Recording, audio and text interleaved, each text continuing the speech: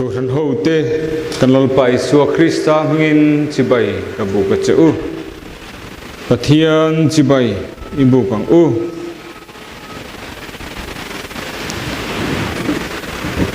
ram zong zong tu lalpa choi moi lim takin aur u lom chungin lalpa rong bolula lasa chungin ama lokal ro u pathian ma kunin itong trayang u olalpa kan pathian min mangai tu imi mangai na ro pui takawangin inhena lom thu kan non soya ikhongai na le izangai na min chantirin kanin khom pui min hruai zela wangin lom thu kan thila che nangma pol nana kan thil ti zong zong le i ko than kil koi na lam thil kan ti tur te hi i du dong je la kan ti the nan min chan puyang che kan lalpai suwa Krista mngin kan di la che amen ko ranin sia tir turam te sia tir turun ziak tu so mang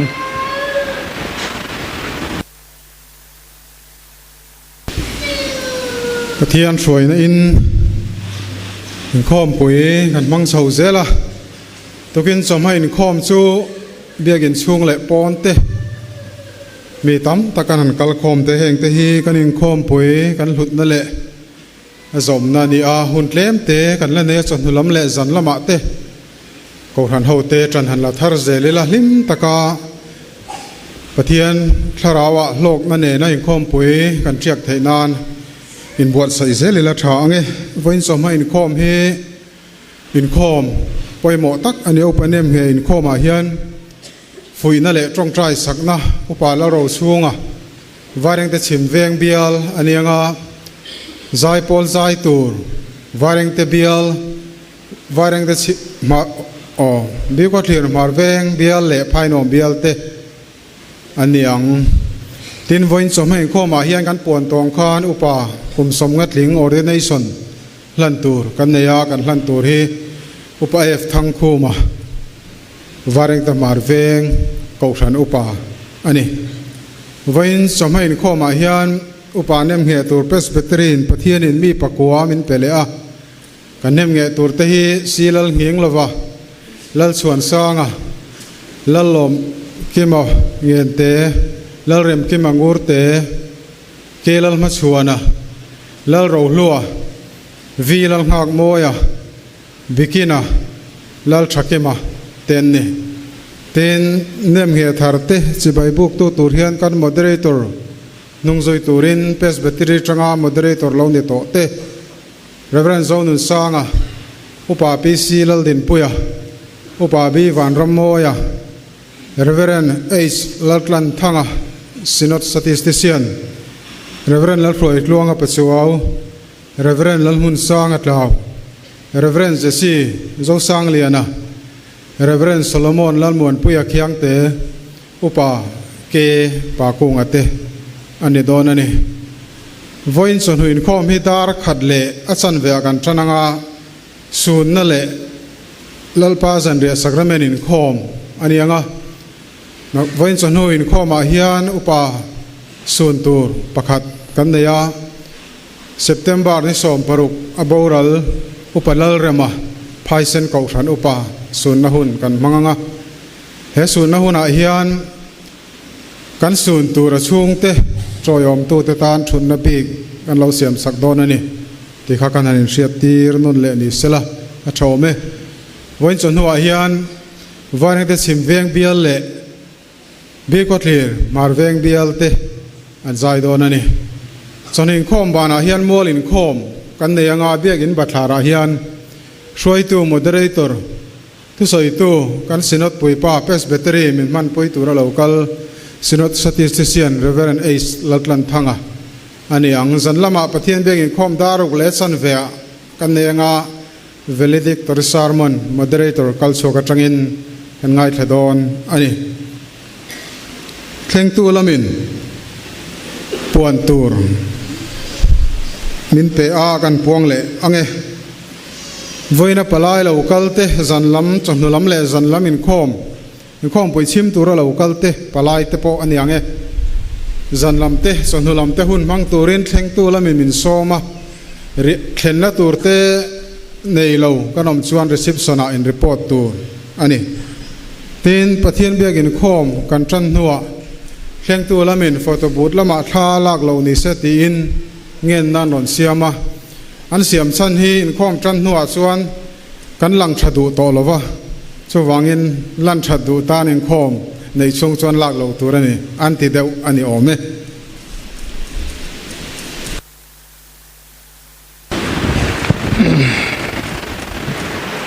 kan ziak tu ne na tanga kan ngai thak ta kan khan vein kan tukin kan in khoma hian zai pol zai ngai thak tur kan nei te ron puang chuaka chung zinga mi pakhat vai reng te ko han pastor bial zai pol te zai turin kan in so manga chumi zo lama chuan ordination kum som nga ting choi moina citation kan lan don nia vai reng te pastor bial zai pol te zai tun la so mang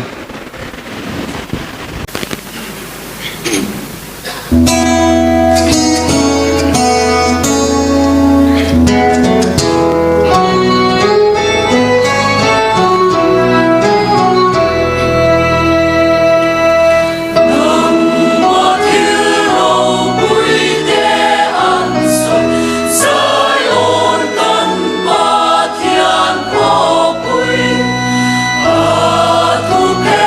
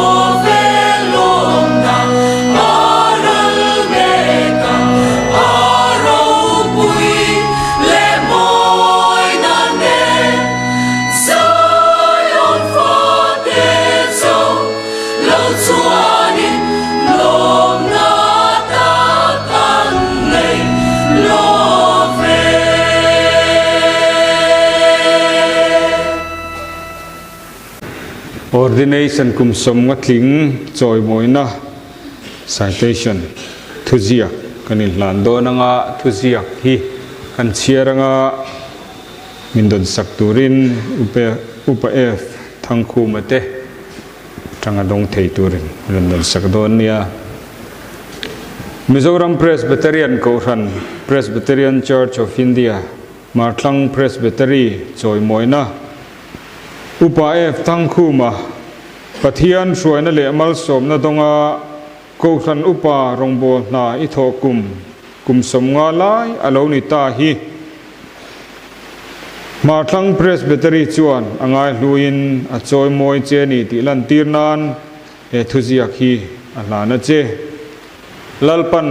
vengin ompui zel chero se Koran upa ro rel tha te chu ale ni a choi moi tla ka ngai ni ro se kimathe thon khat bunga chang som pasari a ziak tu le moderator ten ming kan ziak ani upa f thangkhu mate lam tanga dong stur kha sela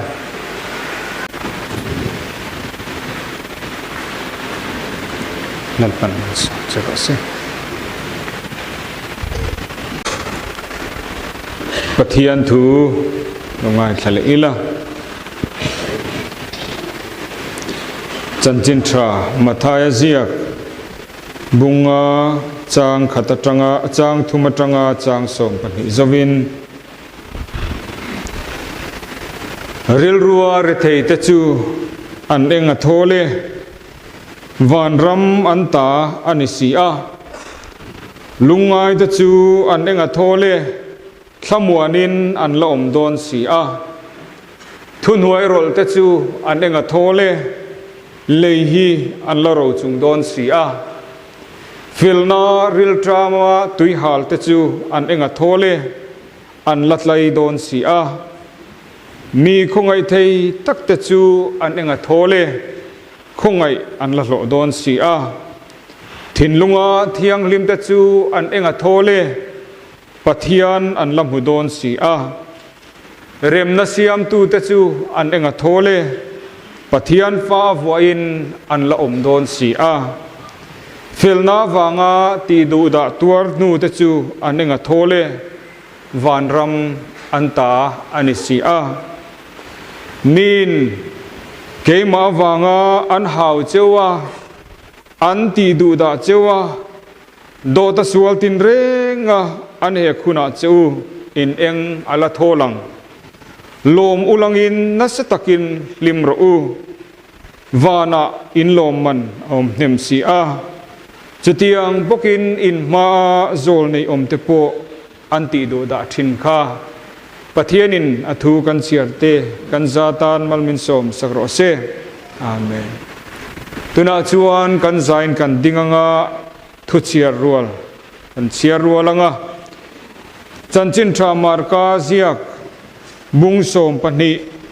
chang som ni pakwa tanga som thum pakhat thu hi kan chiar rual tu ani a emi kan chiar rual zo hian lalpa tongtrai na mangin kan tongtrai chun som donia kan zain dingin lo chiar rualang chiarang i suan aro pui berchu hei hi ani Israel ho te ngai te lalpa kan pathian chu lalpa pakhat chau ani a lalpa i pathian chu i thin lung zong zongin i tharau zong zongin i ril ru zong zongin i chak na zong zongin i mangai tu rani ti hi adot tu chu hei hi ani nangma in mangai angin i veng te po i mangai tu rani ti hi heng aya thupek ro pui zok reng hi a omlo ti in achanga ปะเทียนอิเลาจงใจรัวหลังกันป้าวานามีอิมิงจะอมโรเซอิรัมโลเทงโรเซอิดูจงวานาอันตียงินเลมินติโรเซนีทิมกันเอขบินโจมินเปียงเจกันจุงอาทิลติสวลตูเตกันง่ายดามังอินกันโกอินกันทิลติสวลง่ายดามังเจสวลตูรเขมนามินช่วยลุดสวงเจมิสวลละกะจวนมินฉันดำโจของเจรัมเตทิลติเทนเตเราปุยเตจัตวานิตานิสียาอาเมนตุ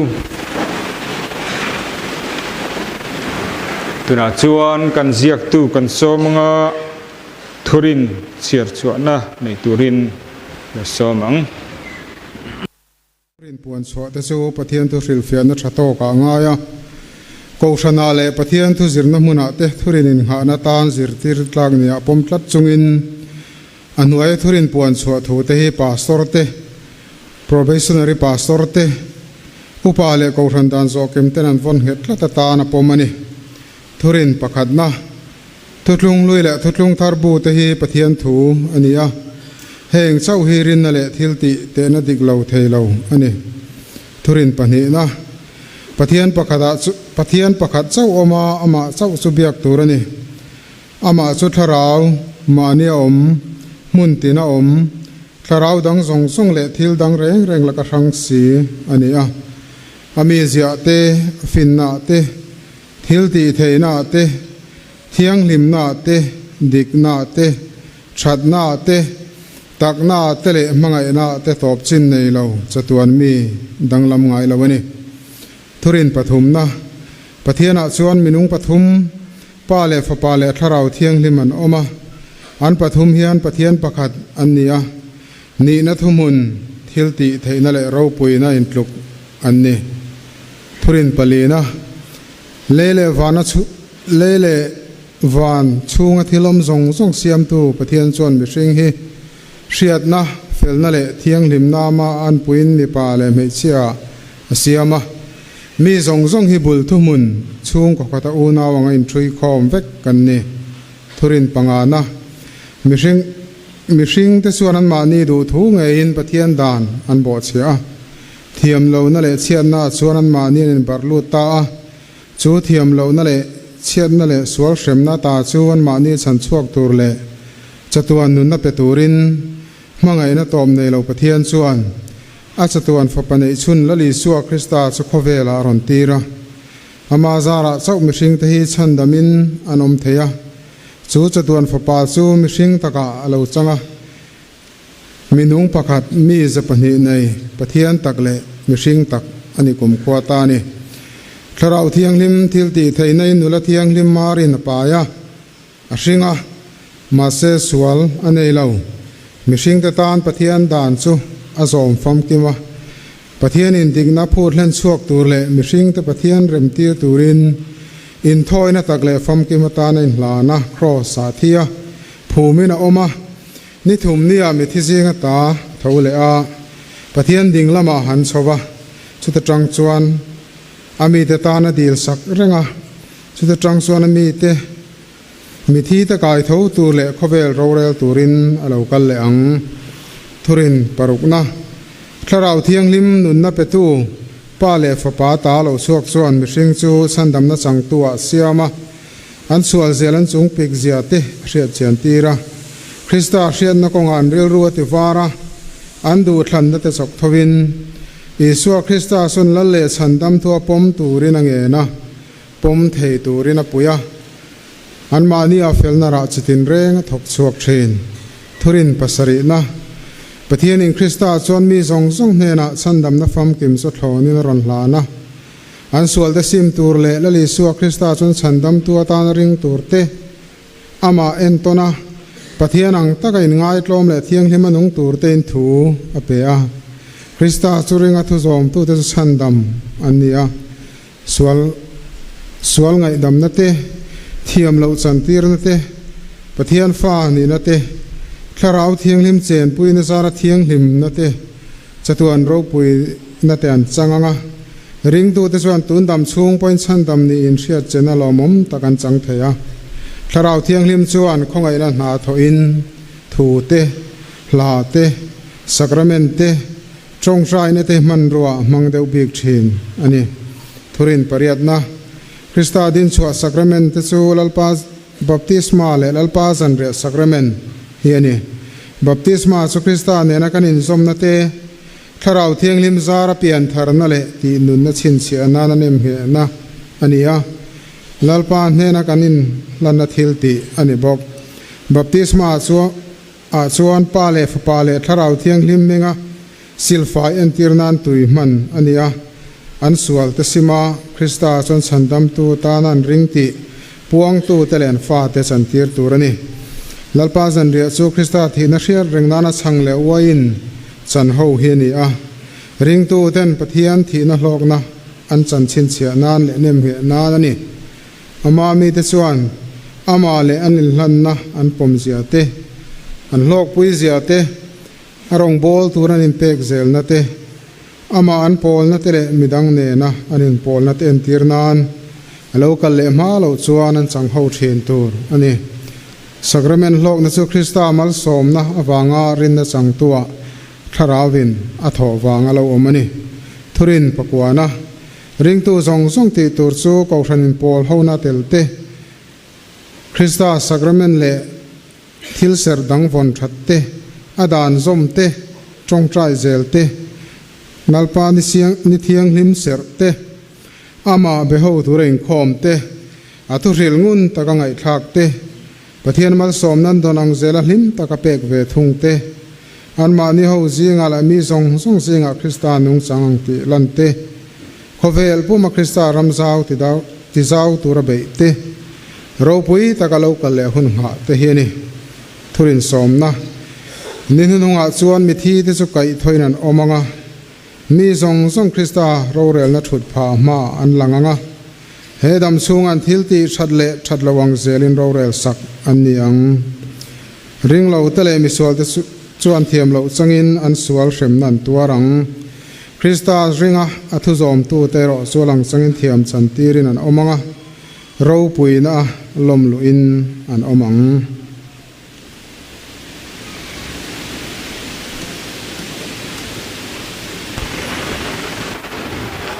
vina hian heng mi te si lal nging lova lal chuan sanga lal lom ki mangen te lal rem ki mangur te ke lal ma chuana lal ro lua vi lal ngak moya bekina le lal thaki ma te hi kan ko ran upa ni turin kan nem nget don ani a an vai hian dan zik luak taka kan ko ran dan zik luak taka than an ni vekem ni heng mi te hi kan ko ran dan zik luak taka thlan thlin an ni ti in khom pui ka hriat ti re lom ome tuna chuan nem hria turte thut mun tangin loading ula zo na an zo don ani a sarte khan microphone lo pesla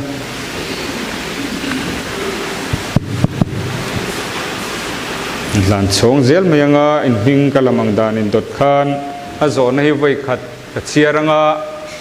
chang chunjom zel mai donia ko ran thurin te ko ran thurin te le Christian nun kai roina te hi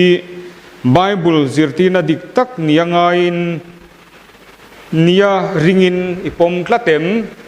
om tlate lal chuan sanga om tlate lal lom ki mangen te om tlate lal rem ki mangen te angur te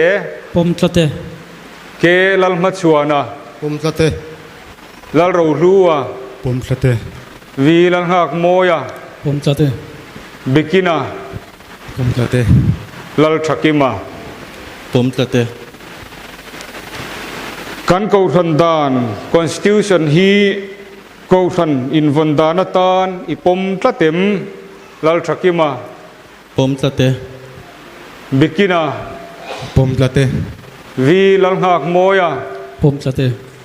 lal ro lua Pom tlate. ke lal machuana Pom tlate. lal rem kima ngur Pom te tlate. lal lom kima ngien te Pom tlate. lal chuan sanga Pom tlate. si lal hing lova Pom tlate. pathum na tan tharau thiang lim le ko thanin an ko chiang nge hian ko than upana hi rinom taka tho zel itum tlatem si lal hing lova Tum tlate. lal chuan sanga Tum tlate. lal lom ki mangen te Tum tlate. lal rem ki ma ngur te Tum tlate. ke lal machuana Tum tlate. lal ro lua Tum tlate. vi lal ngak moya Tum tlate. bikina Tum tlate. lal thakima Tum tlate. kan ko than in khom pui noya hian thu oi taka zel itumem lal thakima Tume. bikina Tume. vi lal ngak moya Tume. lal ro lua Tume. ke lal machuana Tume. lal rem ki ma ngur te Tume. lal lom ki mangen te Tume. lal chuan sanga Tume. si lal hing lova Tume. nom ome tuna chuan nem he na kan nei do nanga nem he chung hian ko than mi te kan za in kan lo dinganga kan ziak tuin mi lo pui sela ange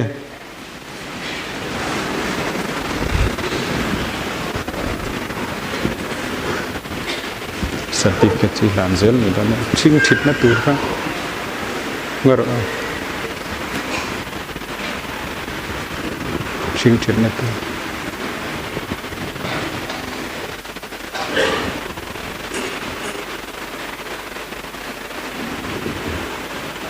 thing thit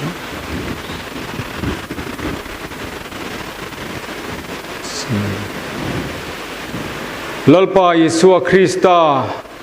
ko ran ho lal ber le lu ber mingin le he presbytery thu nei na hian nang silal hing lo hi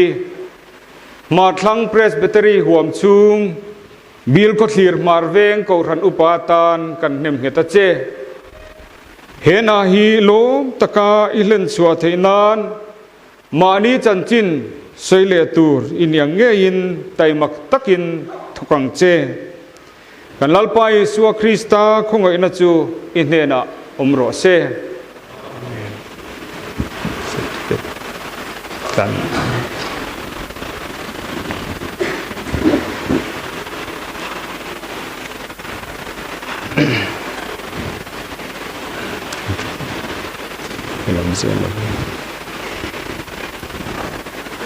lali Yesua Krista ko ran ho lal ber le lu ber mingin le he presbytery thu nei na hian nang lal chuan sang hi ma thlang presbytery huam chung bil kho thir marveng ko ran upatan kan nem heta che he na hi lom taka ilen chua theinan mani chanchin soile tur in yang nge in tai matakin thokang che kan lalpa Yesua Krista khongai na chu inhena omro se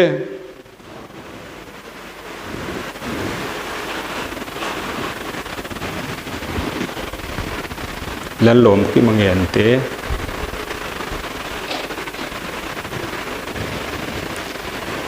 lali Yesua Krista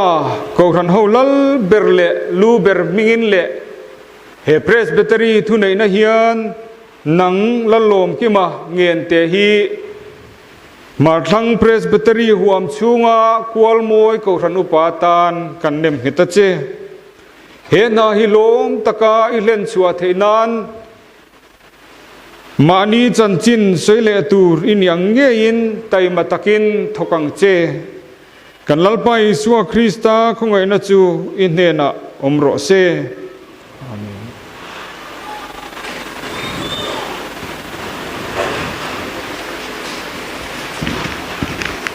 nan ram kima ngien te lali Isua Krista ko ran ho lal ber le lu ber mingin le he presbytery thu nei na hian nang lal rem kima ngur te hi ma thlang presbytery huam chung phai nuam si ko ran upatan kan nem heta che he na hi lom takin ilen suwa theinan mani chanchin soile tur in yang nge in tai matakin thokang che kan lalpa Isua Krista khongai na chu in ne na omro se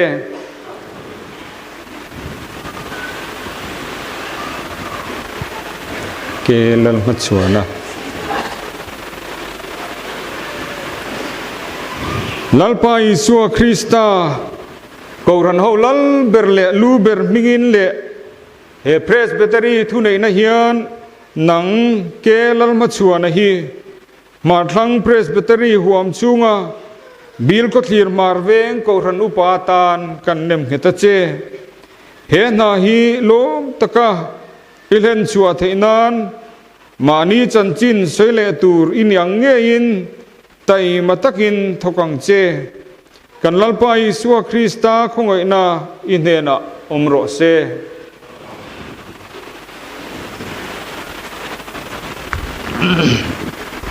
lal ro lu a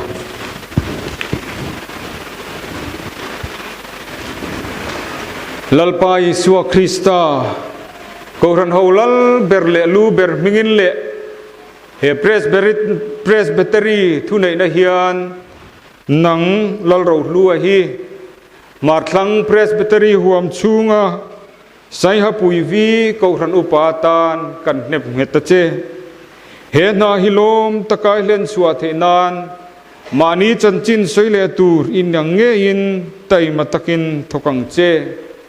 kan lalpa Isua Krista khongai na chu in ne na umro se amen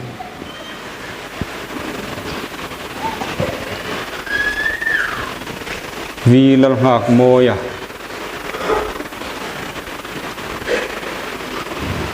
lalpa Isua Krista ko ran ho lal ber le lu ber mingin le he presbytery thu nei na hian nang vi lal hak moya hi ma thlang presbytery huam chunga kwal moi ko ran upatan kan nem heta che he na hilom taka ilen chua theinan mani chanchin soile tur in yang nge in tai matakin thokang che kan lalpa Isua Krista khongai na chu in ne na omro se amen bikina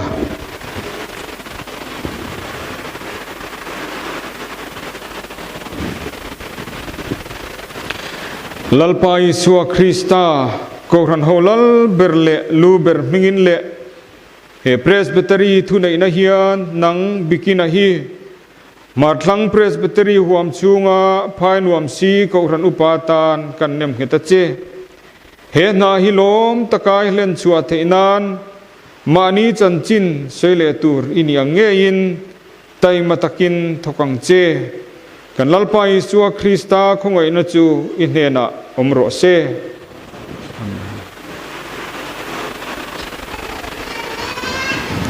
lal thakima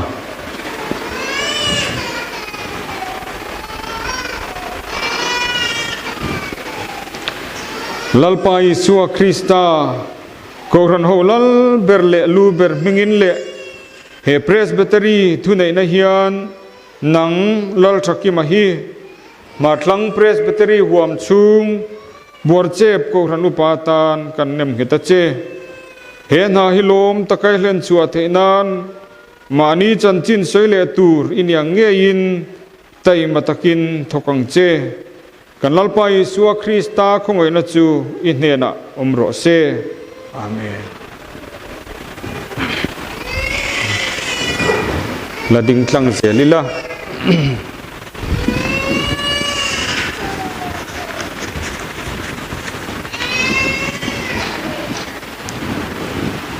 na thok tu thu tak thu fel taka mang chu zak tur ani lo angin pathian ngaya tha in entir turin thanem ngai ro tuna hian u nau te u pathian le akhongai na thua ka kol tira cheu chu chu na siam lian thei chewa mithiang hlimte zinga ro chan anei tir thei boka cheu amen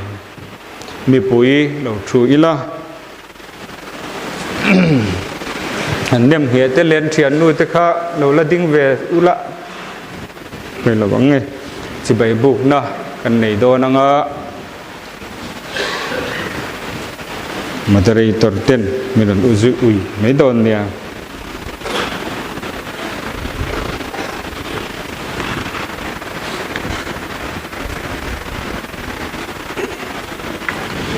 pan ngal som chero se dal pan ngal som chero se dal pan ngal som chero se dal pan ngal som chero se dal pan ngal som chero se dal pan ngal som chero se dal pan ngal som chero se dal pan ngal som chero se dal pan ngal som chero se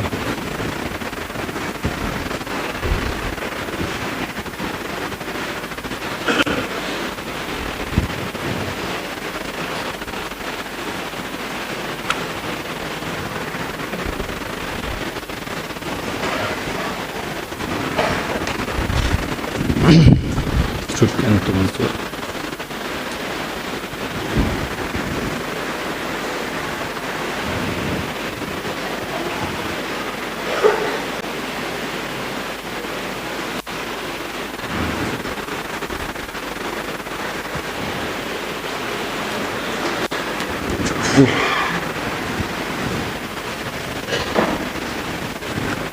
tuna chuan zai pol zai kan ngai thale do nanga phai nuam pastor bial zai pol zai kan ngai thlama sanga som non ngai lovin bil khothir marveng bial zai pol te zai vele donia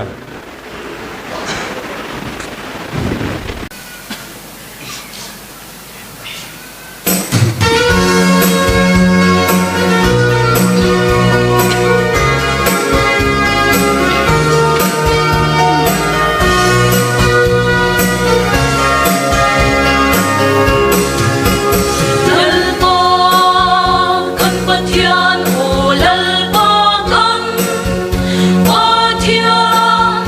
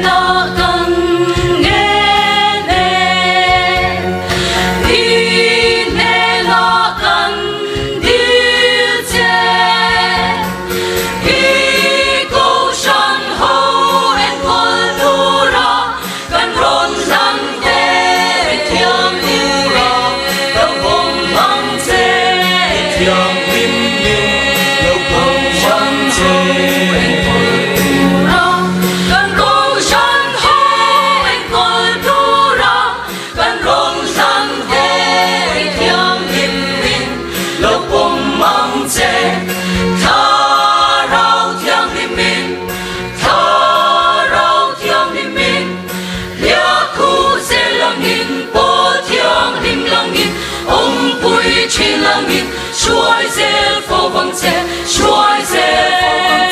xuôi ang che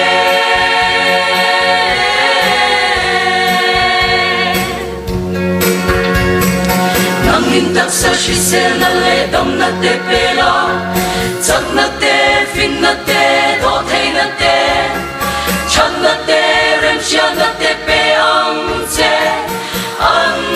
dam lai ni câu shan en con na lim le long na ta tak chu pe phô vang che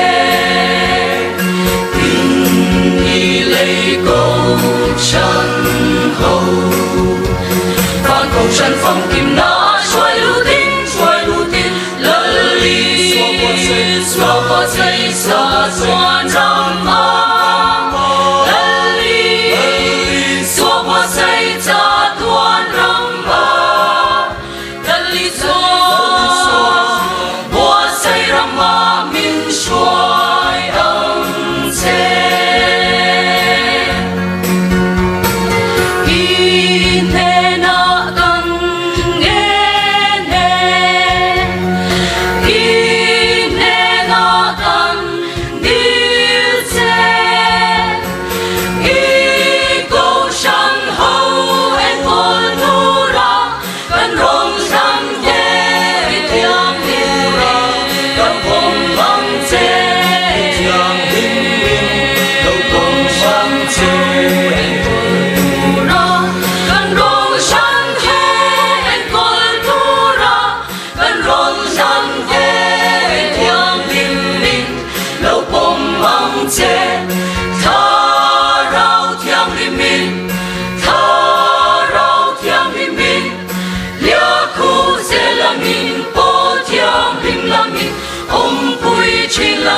xuôi dễ phô vang che xuôi dễ phô vang che xuôi ang che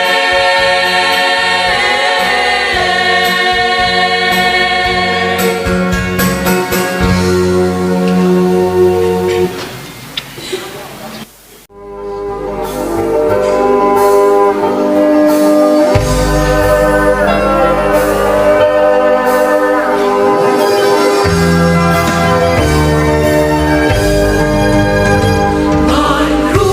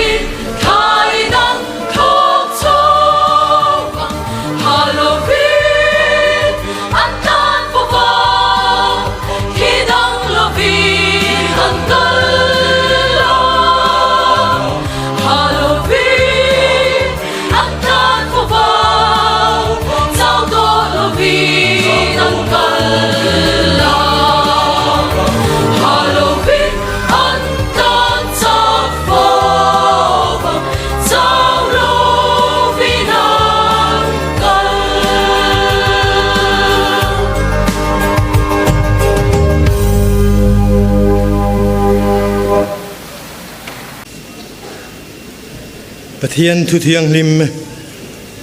sharing ngài thằng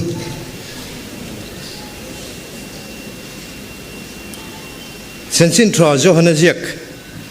bung som ni le pakhat chang som le pariat atangin sen sin thọ Johanna Jack bung som ni le pakhat chang som le pariat ti tak me vin ka hrila che inau pan lai khan itaya in hrenga iduna piang ikal thina nima sila iupat huna ikutte ipharanga midangin an hren sakang chia idu lo na lama an ka yang che ati a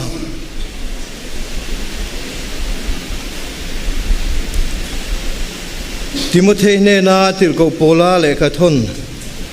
pani na bungli changa Timothy thon ni bungli changa nangero chu engkima afim khurla Roma tuarla chanchin thril tulam na thokla irong bol nakha len ro athu thiang lim kan chirte lalpan kan zatan malmin som sakro se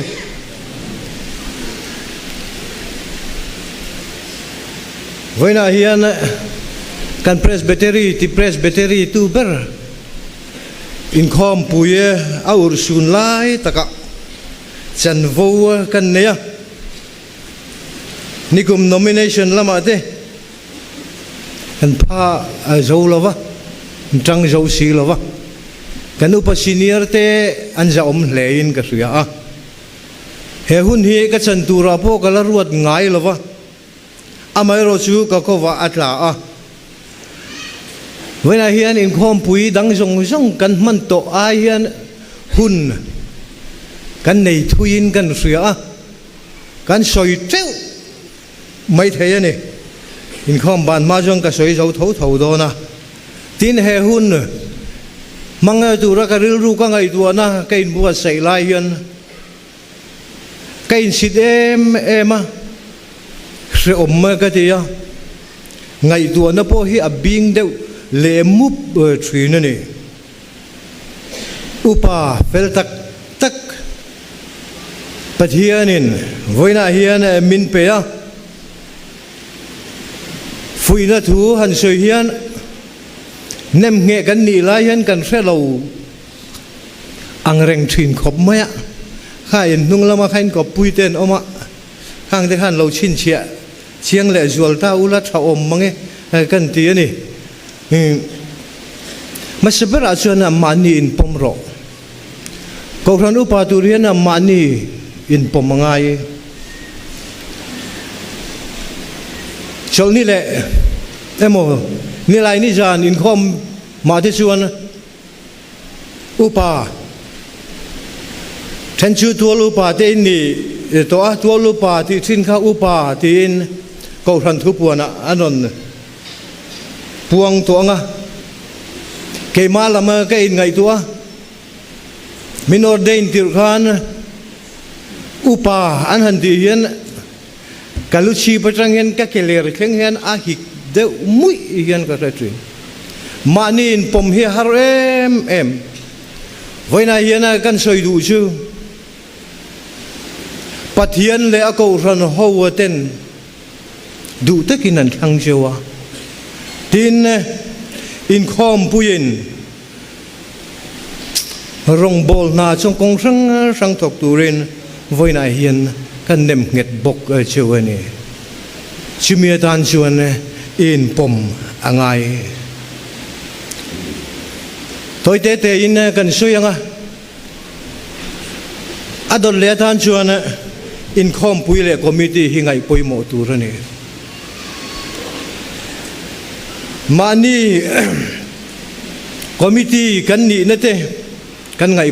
poimo khop mai kan go ran chu in khom pui le committee rural train kan ni a kan upa senior te na an soi thin pakhat chu pathian thu tur kan rel don an ti kan go ran zia a chuan adik khop pani tharau thiang lim le ke inin ti in khom pui mangin kan in ruat trina committee te in khom pui ro rel te hi a tharau thiang lim em a tharau em ani ti voina hian e kan riat apoi mo khop mai voina kan nem nge thar mai ni lo KTP suai tu ho te ten ko ran upa lo ni rei tak to te poina kan riat thar apoi mo ani pathian biagin khom hi apoi mo em alai puyan ni kan go ran zia chuan pathian biagin khom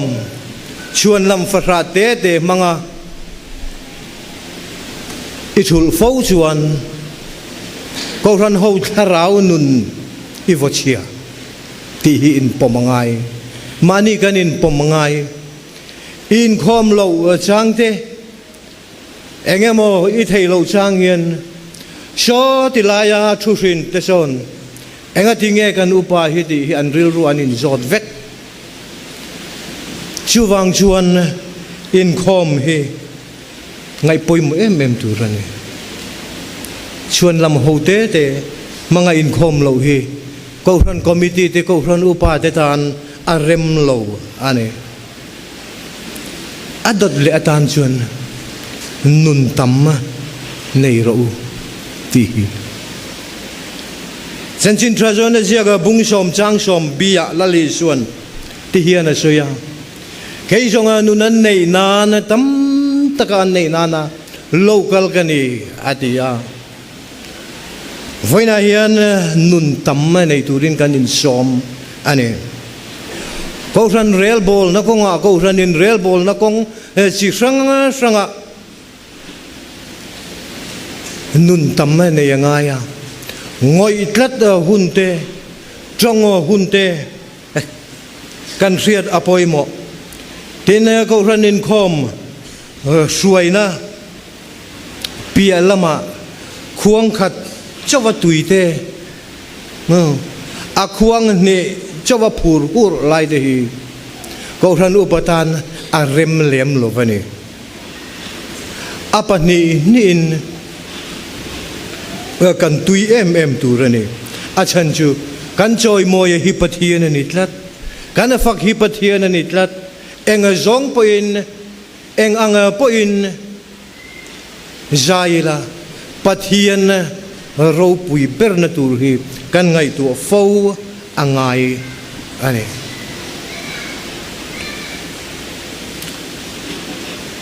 urusun nate tak nate kan ko ran hian kan khat sam reta an soi thin pakhat chu Presbyterian ho chu an baptist tula baptist ho chen Presbyterian tul nanti kan tria a baptist ho chu biagina po kutan beng le lu thin ke ni chuan kan beng ngai lo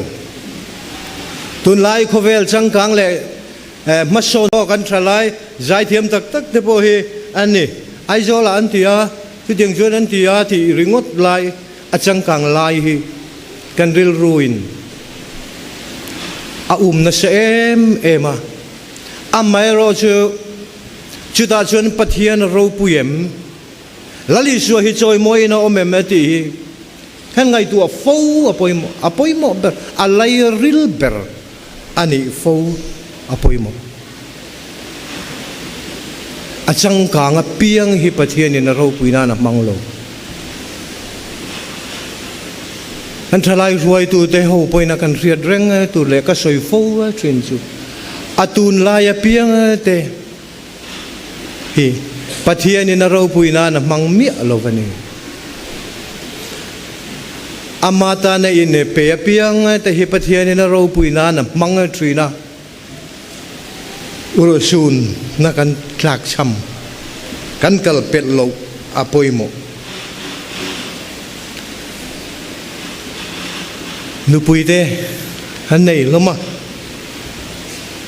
nupui te khan kan riat reng tur pakhat chu kan ko pui te hi mi fel fam kim an ni lo ti sa chiang per tu in ni an dik lo na te an fel lo na zong hre tu in ni ya chu da chuan in lia khu ngai ani mi renga fam kim lo wani ti I hre renga chu da chuan achak na tur te rong bol na a harasan na te enge mo chuan lam anei don po a trong trai saka fui tu ini angai ane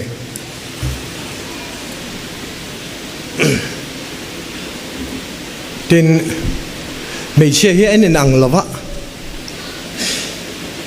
pa te committee bang thu lo siat ve phe tum te hi om thei ania committee thu hi puan chuan ni ma chuan khoyama sei hi arem lo kan presbytery kan senior ten committee mong pop an lo ti thin pastor sai ai thanga ten chuda chuan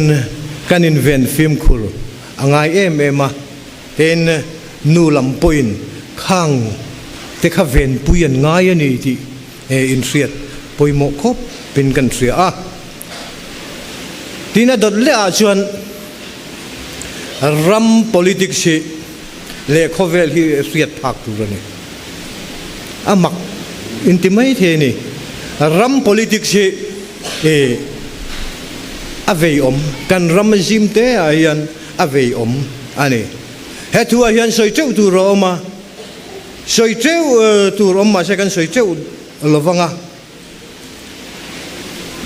kan ram hi politics sa abul thuma kan fu lawa lal kan lal ten kum javel rowan lo rel na tlangan lo chan na anin tha chon tlangan lo chan na ka pukesi lal vunga trong kam takin ho in kan nor liama chu chon kan khotlang ro rel na kan ram ro rel na adichia a chuda chuan ni jana kan thupui ngai thak tak ang kan ro rel na dik pi kan ngai thak kan chunga venga tur chuan keini hi kan poimo ni di voina hian kan nem nge tharte le ko ran suai tu te le ko ran suai tu lo po hian i kan riat thara poimo ani adik kan tran ngamangaya ram politics ngai tu ro ka te hian party politics sa in nam noi lut thuk su ti hiatel party politics sa hian kan upa fel tak te pastor te po an lo tel to trin masela party politics tu nui na chi a asiam thatu ni ain achi apil gel chulaya jona kan invent ve ngaya politics kan ngai tu mega rualin party politics akanin nam noi thuk lu tuk chuan mo lelamin kan mi le sha te ni lo khan nung lama min kok trin ti hi voina hian chiang ta ka kan thriat angai kan thu soi thaviau trin ma selengin mo an nuya jarutlat achan chu kan nuni na ken thin lo wang ani kan nune hian mangai na te do thei na te mason na te ram mason le khotlang mason du tak tak na thin lunga keng sang chuan an nui mi alawang chuwang chuan politics kan ngai tu ani poin party politics a hian thuk taka in nam noi lo a tha atop don lama kan soi du chu sina kan soi ta kan khan ursun na te up na te kan tia dress code hi ka soi du tlat in chain he tun la ya in chain kan du tui lo shot khop maya han thalai ruai tu te ten na ko san committees ngei po worship กันเทียปะเทียนเบียกินคอมาที่ชาติหักไม่ได้กันเหนียวเมียเราไม่อะแห่งแต่พอฮีอุปาเดชวนินกันที่เวลาอัชคบไม่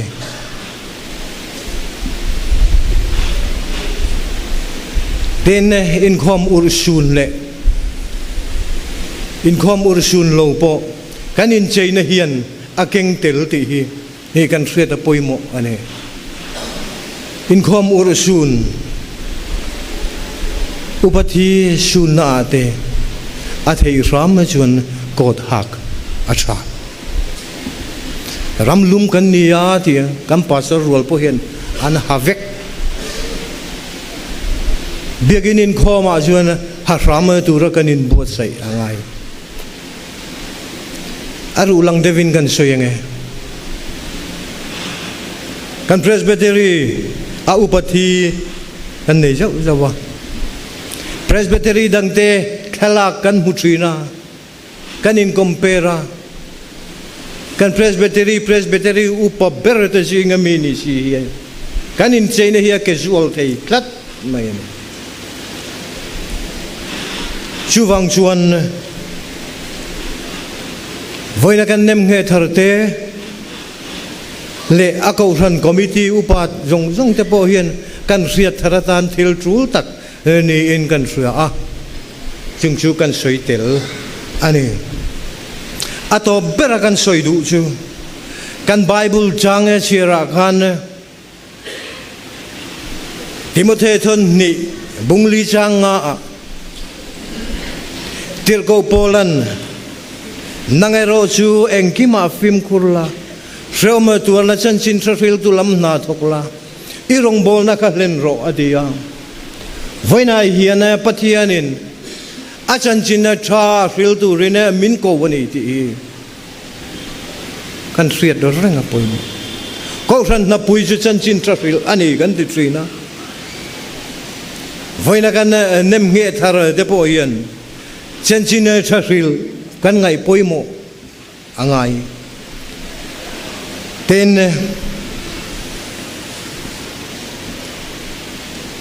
นั่นเลยชวนวานาลอนดอนิน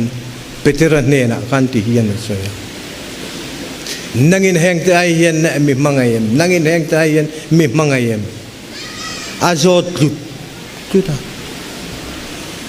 เปเตอร์น่ะกังไงน่าเจอดีเปเตอร์น่ะกังไงน่าเจอดี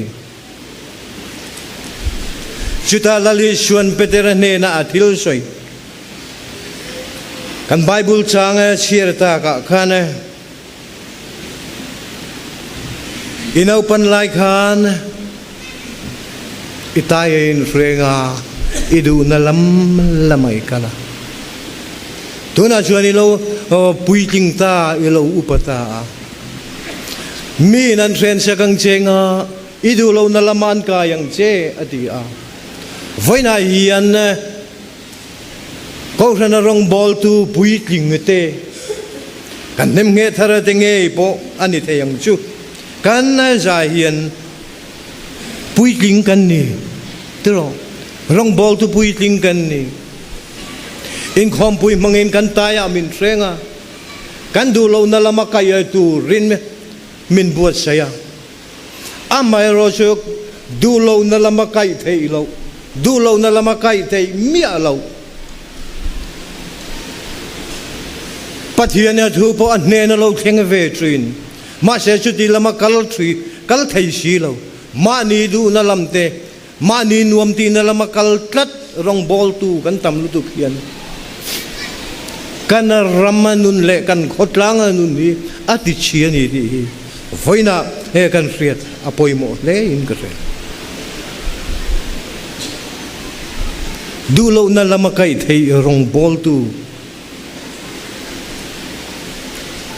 ลลิชัววังไก่เทยรองบอลตูกันนี่อภัยหมดเลยเบอร์จูฉันจินทริลเขาฉันนับปุยไงปุยหมด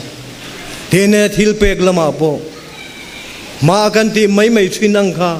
ดูน่าชวนเทยโตโลทิลเปกะปอมีนันรอนคนงะค คนนวมตักกันนี่เตโปขังไงโดนนี่ดูเรานั่นละมาไกเทยปะเทียนเลยอาเขาชนหัววางดูเรานั่นละมาไกเทย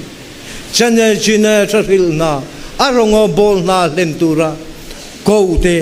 กันนี่ที่ไว้นะกันเรียดอภัยโมเมกันทุสัยเตลัลปันกันซาตานมัลมิสมสรุเสปะเทียนมาคุณจงใจงูลัลปาจุงนุงเบอร์กันปะเทียนมินมังไอตูเริ่มรวดในหิมิริงเอชันนี่อะไรชานะจูอีกุตันนี่อินคอมปุยมาซาลามินักันเริ่มรวดนั่นเองกันเรารวมมันโตนะส่งเตไว้ในเฮียนตะกินมินมูตีระกันวันลมลัลปาไว้ในเฮียนรงบอลปุยตูร์งงกอลบาปุยตูร์มีปักวาลายไหมเชื่อสันินลัลปากันเราเนมเงตตาเฮงกันนูนาวเตหิลัลปามิจักโลฮาร์สันจิสังอินลัลปาอัพวอร์เวลอัตวมเวลทรินเกมานียังทว่าจักโลทรินอันนี้ที่กันเสียทุกินสิงห์เฮียนลัลปาอีกคงไงนักกุตะกันรอนกุนปุยกันเนมเงนักกุตขลัลปาแค่เราเทียงลิมินมัลสอมลาอันชุงกัวขสักฮาร์สัตมังอันนาการาโปนังมาตานาดิงเงตกระตาอันนุนอันมันเทนตุรินอีกคงไงนะอันตานกันเงนะลัลปาขเวลาเฮียนฮาร์สันนจิสังอินมินทักบวกจางอเมทรินชิมิหุนาโปจวนลัลปานังมาตานาดิงเงตกระตาลัลปานังมาไก่นลมักลเทตุรินอันนุนทาราวินกายสวยอย่างเจกันหุ่นจงเตมินในสักเจลตูรินจุงจิลาลิสวคริสตามิงินกันดีเลอาเมน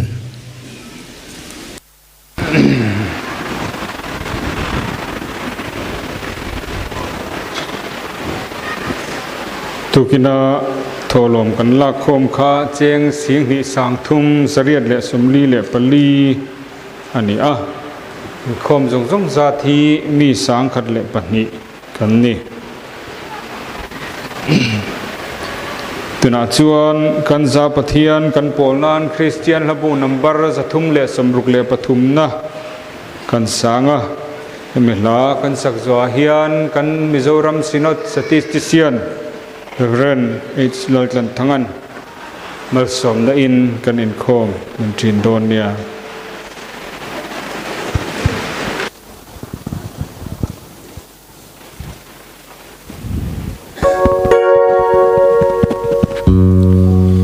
นังมาทิลเราปุยเตียนใส่ใจอ่อนกันปะเทียนขอปุยอทูเพลตองไอละวะคานะเสียงเจมาเจนาอาเซียนเจมาเจนาสะตัวลุงปุยอินขะจูเองอินเงติกิงังเจ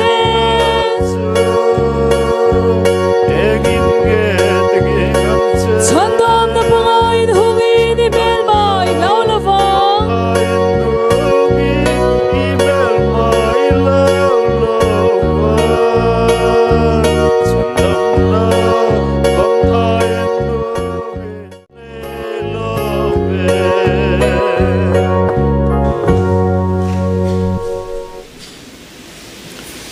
ทุนเฮียนกันลัลไปสวคริสตาของไอ้นั่นเตปาปเทียนมังไอ้นเราปุยตักเตเลชราวเทียงลิมโพลนะอาเจนสินนั่นเละอาไก่ช่วยน้ำมัลสอมนะดมตักจูกันกูชนุปานเนมเงตักเตจึงอะไร